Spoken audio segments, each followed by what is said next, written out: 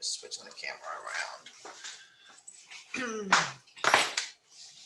All right, here we go, guys. So today we are going to talk about translating from words to the symbols. Okay, this is 2-2, translating and solving equations. So here we go. We're going to just work some examples. Okay, we've already kind of done translating expressions where some of this should be visible. Okay, so we're going to start. I'm just going to pick and choose some problems to do. So starting with number 2, because it's got some specific words in here that can throw you, it says 10 subtracted from. Subtracted means subtraction, but the word from tells me that I'm taking away 10 from something. So therefore, the 10 has to move to the back from a number. The number, I don't know. So that's going to be my X or my N. Doesn't matter which letter you choose. Okay. Then it says is. That means an equal sign. So it's going to have the N minus 10 equals 15. There's my equation. And now I solve it. Okay. Oh, I wrote over there. I should have been writing my equation here. N minus 10 equals 15. That makes life a little bit easier. So now we solve just like we've been doing. So equation wall, I'm subtracting 10, so I need to add 10 to both sides. This zeros, and I'm left with N equals 25 as my final answer. And then you would check to make sure it is correct. Okay, jumping right along, moving down to number 4. Let's do this. Okay, the reason I chose number 4 is because of this 8%. Remember that when it's a percent must be changed to a decimal. You have to change it to the decimal. Okay, so if it's at 8%, that means the decimal is located here now, so I move it twice to the left, and I end up with 0.08 is what's going to represent 8%. It says of, that means multiplication, a number, so that's going to be my X. Now, notice this is why I don't use the X for multiplication when I'm writing, because I've got the variable X. So I'm going to have 0.08, and we show multiplication by it being right next door to one another, equals, because it says is, 20. And there's my equation. So now we solve. So I have 0.08 n over I'm jumping ahead.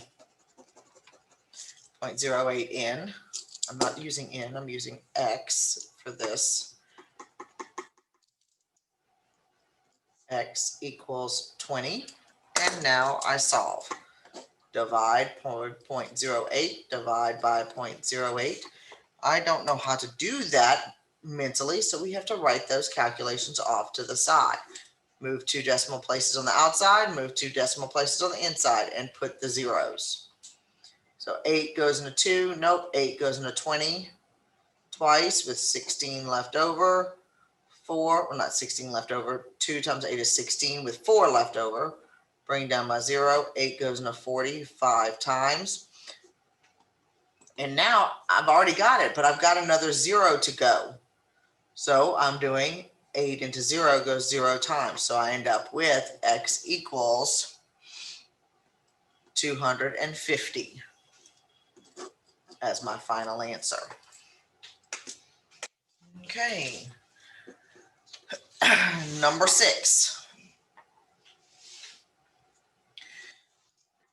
It says 9 less than. That's another instance where less means subtraction, but that word than means that I'm moving it behind. Oh, I didn't write the equation. Oh, I did write it right there. Perfect. Okay. So it says 9 less than. So I'm moving it to the behind. So I'm taking something. I'm doing something minus 9. It says 9 less than. So I'm taking away 9 from something. Then it says the product. So that means multiplication. Of, so another key word, of means a number. So I'm going to have and -4, a number, and -4. When I'm writing multiplication, I always write the number in front. So it's -4 n for the number. Is equals 35. So I have -4n minus 9 equals 35. And now I solve. Equation wall, I'm subtracting 9, so I add 9 to both sides. That zeros, we bring it down, and I have -4n equals 44. Divide by -4, and n equals -11. Next example. Trying to work a couple of several different ones. Okay, jumping down to number 11. It says the sum of, that means it's the answer to addition. So the sum of -1/3 of a number. So I'm doing 1/3 of a number. That means multiplication. So I'm going to have 1/3 x, because a number is going to be x, and 16. The sum here, this is where I'm including the and forward. So that's where I'm getting the addition. Plus 16 is equals 11. And now I'm going to solve. So I have 1/3 x plus 16 equals 11.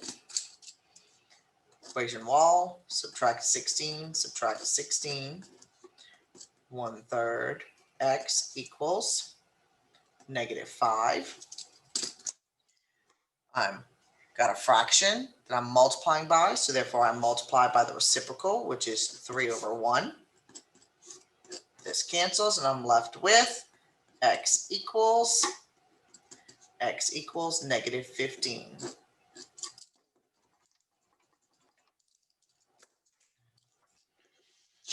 Last example, number 13. Actually, I'm going to jump and we're going to do number 14. Number 14, quotient. That means division. So it's the quotient, which is the answer to, so the quotient of 5 less than a number. So I'm doing the 5 less than, it's the quotient of all of this. So it's the quotient of this. It's the quotient of 5 less than a number. So that's, less than. That means the 5 moves behind. I'm going to have -5. A number is n. So it's going to be n minus 5. Because it's the answer to the division of 5 less than a number and 6. So what's being divided is this information here, 5 less than a number, and 6. That's why we put it as the n minus 5 all over 6. Is equals -4. Now we solve. It's -4. So in order to work this, I first have to multiply by 6 on both sides. Then we have n minus 5 equals -4. And now we add 5 to both sides, and I get n equals 1.